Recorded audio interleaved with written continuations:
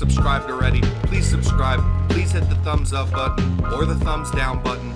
Interact with the show because it helps me. As always, drop a comment, so on and so forth. And to the new subscribers that we have gained last week, we have a little saying on this show that goes like this. If you know a friend, a family member, a crazy ex-girlfriend, or you even like go outside to take your trash out and there's a crazy homeless guy shooting up in your garbage can, ask them, any of them, hims, hers, anything. Do you like combat sports? Are you a combat sports fan? And if so, I have a podcast for you. And that's when you refer them to this show. Okay, we welcome all comers here. But seriously, we have a very good episode to talk about today. Teofimo Lopez versus Josh Taylor is coming up soon. It's about 10 days away. And we got really good views when I put out an earlier. Usually we break these fights down and give you guys our picks and talk all about them every single week. But we had really great views when we did the Tank versus Ryan breakdown and the fight pick and the exact fight pick and so on and so forth when we did it ahead of time. So this one's a little bit more than a week and ahead of time for you guys to box and consume that content. So let's get straight into it. The most important thing, as the thumbnail says, we're going to touch on everything. The fight breakdown, the fight picks, gambling odds, so on and so forth, the narratives around this fight and the fighters, all that good stuff, just like the thumbnail says, everything you need to know. But the most important of all of these things, obviously, is the technique and the fight, the actual fight breakdown. So that's what we're going to get into first, and therefore, let me put on my co-chat.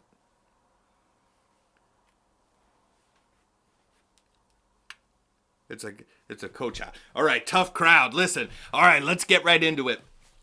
Seriously, this is a very good fight. This is a very well-matched fight. And I'm going to break down different things that I see from both guys that they have little holes in their games that can be taken advantage of. But they're all almost exclusively for both fighters going to revolve around the fact that both of them have a bad habit of keeping their hands down. So they don't keep their hands up, but in different spots. And to start off with kind of the Teofimo Lopez side of things, Lopez almost always keeping his hands down. Keeping that lead hand down, when he's standing at range. And also, he is very fast, okay? He's explosive, very athletic, so on and so yada yada. He is very fast. His reaction time is very good. But instead of simply just keeping his hands up or learning how to hand fight better from at distance, he just keeps his hand and relies exclusively on his reaction time.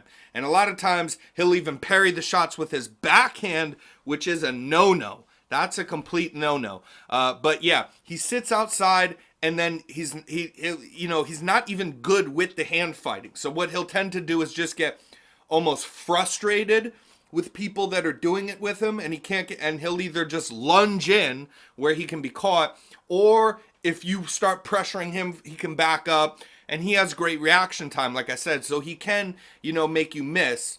But all of that while keeping his hands down. He doesn't tuck and roll and have his hands up. He just slips shots and keeps his lead hand down all the time.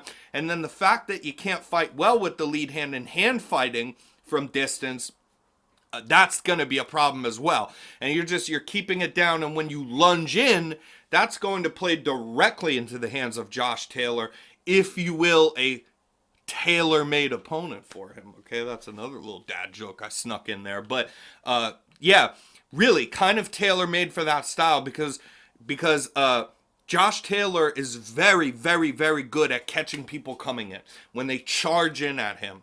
Also, if you charge in on him and it's kind of a dirty fight, that also suits Josh Taylor better as well, being that he is busier and better positionally and everything inside of the clinch.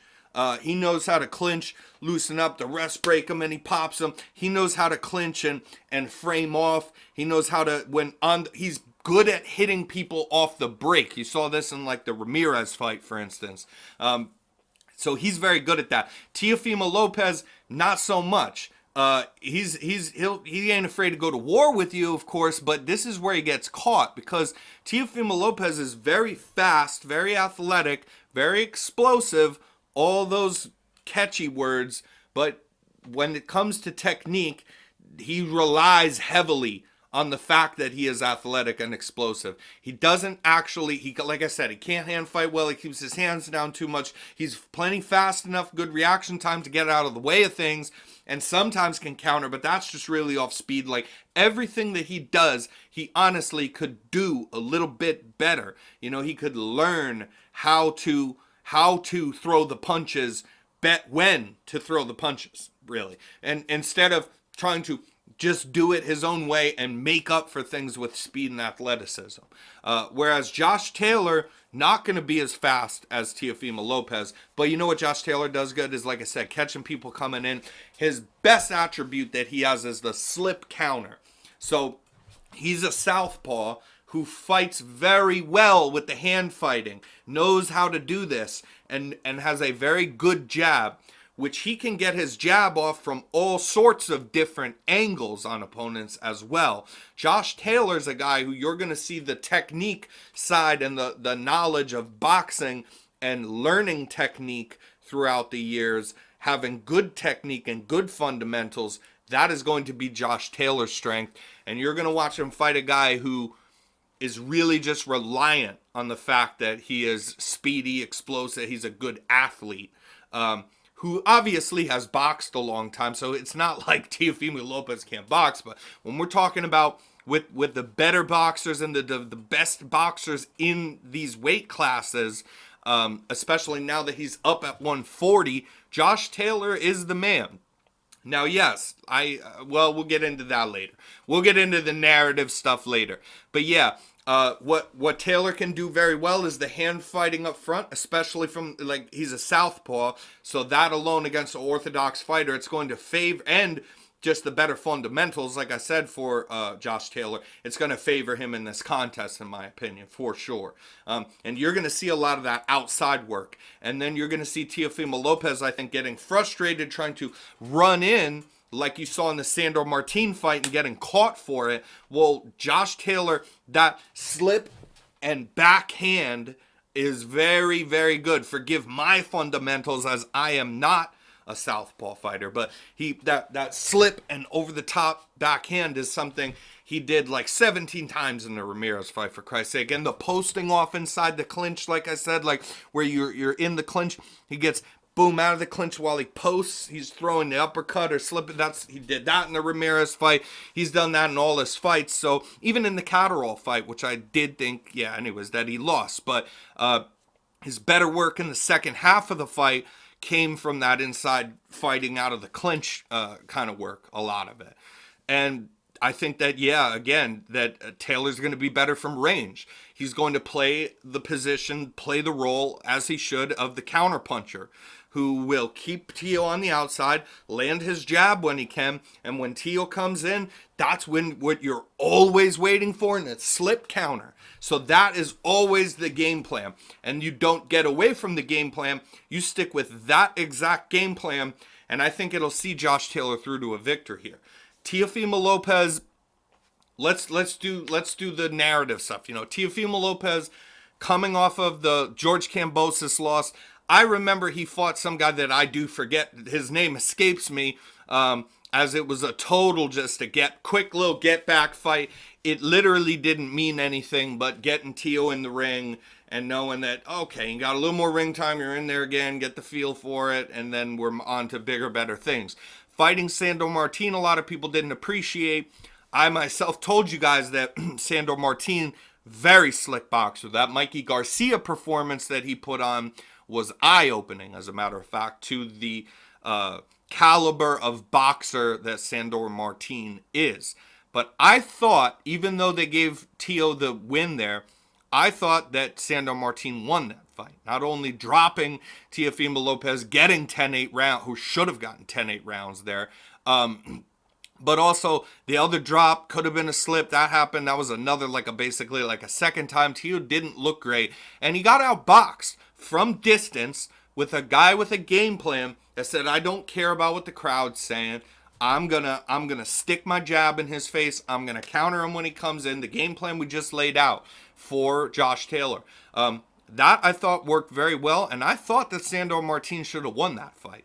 You have a guy who was there in the corner asking him, hey, and his dad, and caught on the microphone, do I still have it anymore? He's questioning himself, and he should be questioning himself. I do think that Teofimo Lopez, is a phenomenal athlete. You have to give him that.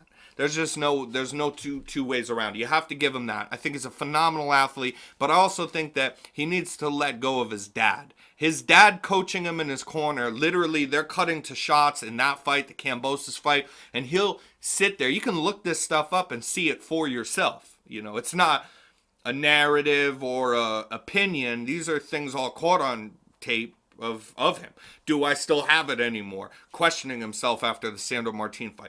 Both the Sandor Martin fight and the George Kambosos fight, sitting in the corner, and his dad goes, great, great, great. He had a shit round that he lost, clearly, and he goes and sits in the corner, and at least Teo, I think, really can do good things with a better trainer, because he sits down and, is trying to tell his dad, I don't know, what do I do? Like his dad's like, oh, it's great, it's great. And in his mind, he knows I just lost the round. I lost the other round. Like, this isn't great.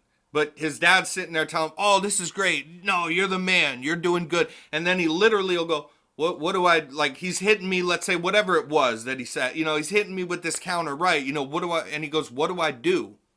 And his dad doesn't have answers for him. They're not even the wrong answers. He doesn't even have something technique-wise to tell his son, as you're the head fucking coach in his corner, and your fighter's asking you, what do I do? What should I try different? And just telling him, no, you're the man. We're going to fuck this guy up. That doesn't work. That's not going to work. That's the old father-son kind of train. You would never be a trainer of other boxers that was successful when you do that. And so seeing this is just simply because it's his dad. And he's like, yeah, you're my trainer because you're my dad. They really should get away from that. On the other side of that kind of thing, like, just real quick, for instance, like Devin Haney and his father, Bill Haney. Bill Haney actually has some good advice to give his son. Bill Haney has good corner advice. Sometimes, like, the Lomachenko thing was weird. He's like, you're winning, it's okay. Before the fights, even before the last round, which was not great. But generally, Bill Haney's a very smart guy who will give his son, like, actual technique, like, okay, what I want you to do is jab and then step out to the left. Tell your fighter what you want them to do. Don't just go in there like you're drinking buddies and go, yeah, you're going to fuck this guy up. You're the man. That's literally Teofimo Lopez's dad. Zero respect for that guy. He's just got to get the fuck. He's got to kick rocks. And Teofimo Lopez has a lot of potential that is untapped because he is not in a gym listening to people that are trying to fill the gaps and make his game plan more well-rounded, more better, and his boxing more crisp, getting back to fundamentals.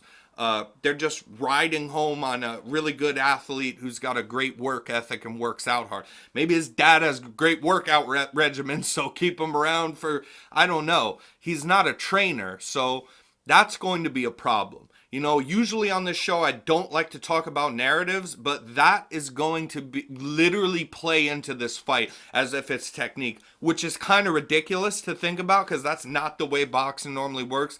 But this is such a blatant, just like, what the fuck are we doing here having his dad in the corner? You'll see that, I feel like, play out even worse again here. And that lesson's just got to be learned at some point. Josh Taylor, on the other hand, I told you, both guys keep there. So Josh Taylor, way better at having the hand up and from when he's at range, right? Which is when you hand fight. So, and the hand fighting's very good. And when he gets inside, he knows how to fight out of the clinch very well.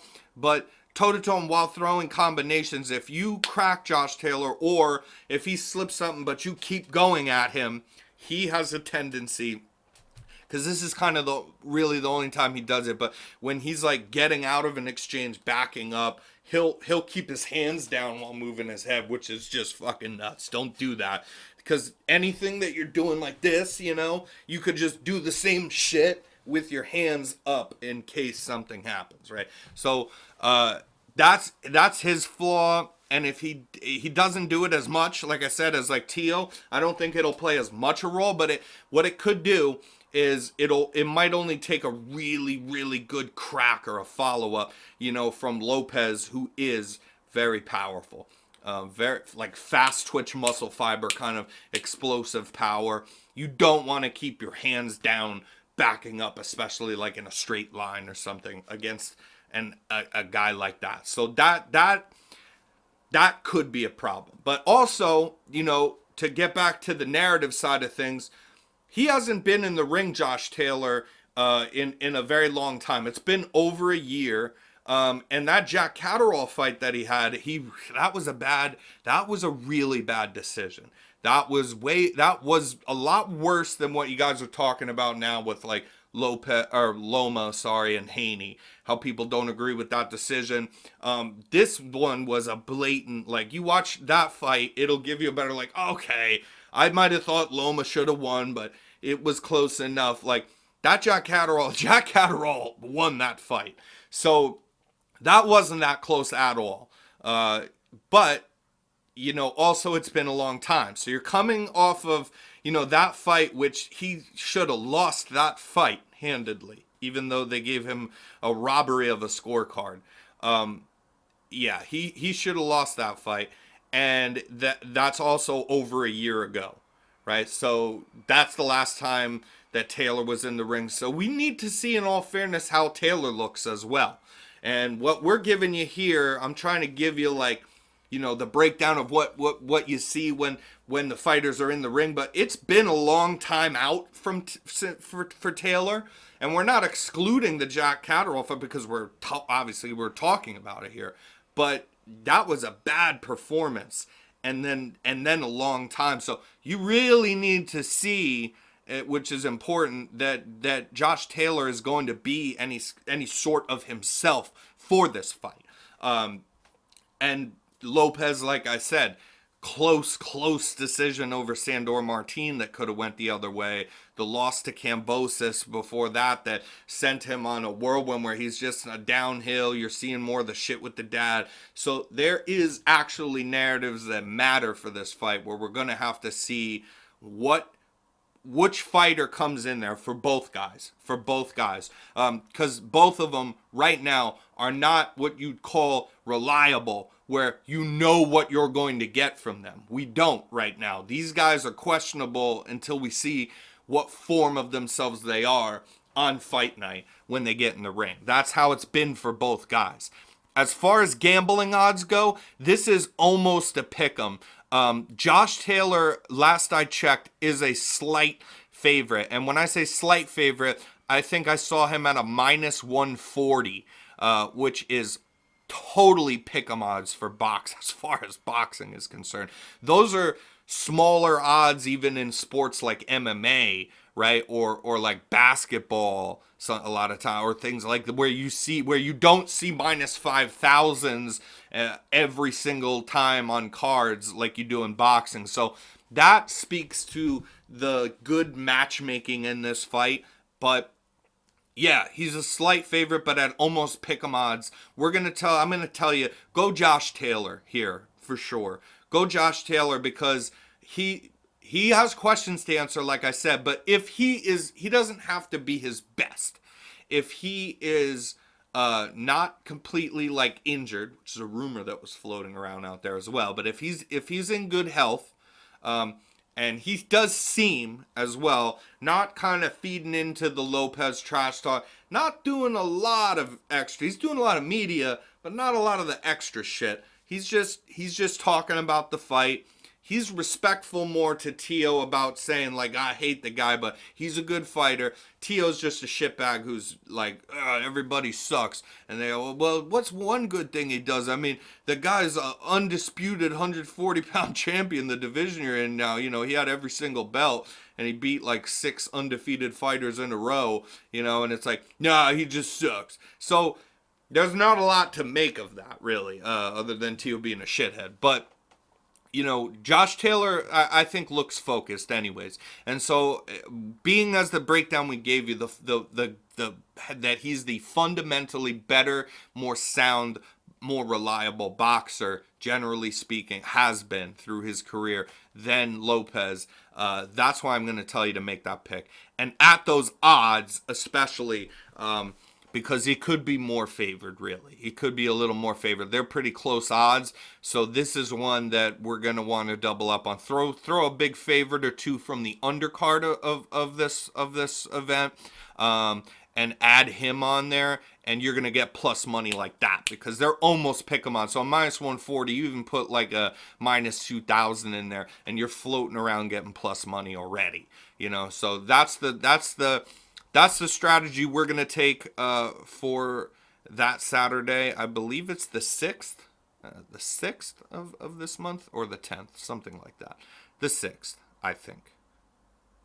Anyways, no, it's the 10th, isn't it? It's the 10th.